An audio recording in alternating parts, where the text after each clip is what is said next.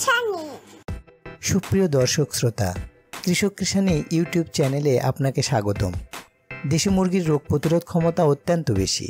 এরা সহজেই কোনো রোগে আক্রান্ত হয় না, কিন্তু একবার যদি এরা রোগাক্রান্ত হয়ে পড়ে তাহলে রোগ থেকে সুস্থ করা অনেক কঠিন হয়ে পড়ে।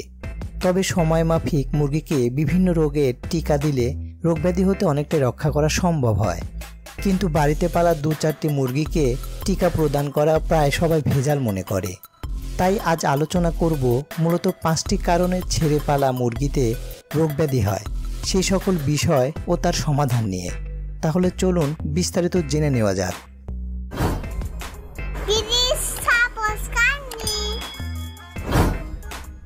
প্রথম বিষয়টি হলো মুরগি রাখার বাসস্থান। মুরগি পালন করার জন্য আমরা নিজেরাই একটি মুরগি রাখার ঘর তৈরি করি বা বাজার থেকে কিনে নিয়ে আসি। এরপর প্রতিদিন সকালে মুরগির ঘরে দরজা খুলে দেওয়া আর সন্ধ্যায় দরজা বন্ধ করে দেওয়াই আমাদের মূল কাজ হয়ে থাকে। এতে করে মাসের পর মাস মুরগি ওইখানে রাত্রি যাপন করে আর বিষ্ঠা ত্যাগ করে বিষ্ঠার পাহাড় ও দুর্গন্ধময় পরিবেশ তৈরি করে ফেলে। এরপরও আমরা ঘোড়া পরিষ্কারও করি না, ওইভাবে মুরগি পালন করি। এমন নোংরা আর দুর্গন্ধযুক্ত বাসস্থানই মুরগির রোগব্যাধি হওয়ার জন্য আদর্শ স্থান। এতে মুরগি সহজে রোগে আক্রান্ত হয়।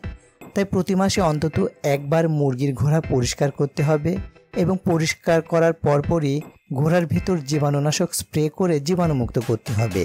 আর তা সম্ভব না হলে সমপরিমাণ পানি আর কেরোসিন তেল নিয়ে ঘোড়ার ভিতরে এবং বাইরে স্প্রে করতে হবে। দ্বিতীয় যে বিষয়টি তা হলো অপরিষ্কার বা নোংরা পানি পান।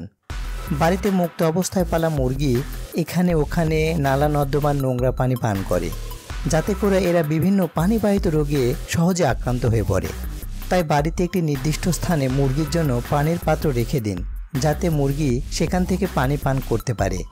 আর এভাবে পানি পানে মুরগিকে অভ্যস্ত করলে পানির সাথে বিভিন্ন ঔষধও খাওয়ানো সহজ হবে। বিশেষ করে সপ্তাহে একদিন লেবুর রস, একদিন আদার রস, একদিন পেঁয়াজের রস, একদিন রসুনের রস এবং একদিন হলুদ গুঁড়ো পানির সাথে মিশিয়ে খাওয়াতে পারবেন। এতে করে মুরগির রোগ প্রতিরোধ ক্ষমতা যেমন বৃদ্ধি পাবে, মুরগি সুস্থও থাকবে। তৃতীয় যে বিষয়টি সেটি হলো পর্যাপ্ত পুষ্টিগুণ সমৃদ্ধ খাবারের অভাব। বাসা বাড়িতে মুক্ত অবস্থায় ছেড়ে দেওয়া মুরগি এখানে ওখানে পোকামাকড়, লতাপাতা, পচাবাসি খাবার খেয়ে থাকে। আবার অনেক সময় আমরাও পচাবাসি খাবার মুরগিকে খেতে দিই। এর ফলে মুরগির পুষ্টির চাহিদা পূরণ হয় না, উপরন্ত রোগে আক্রান্ত হয়ে পড়ে।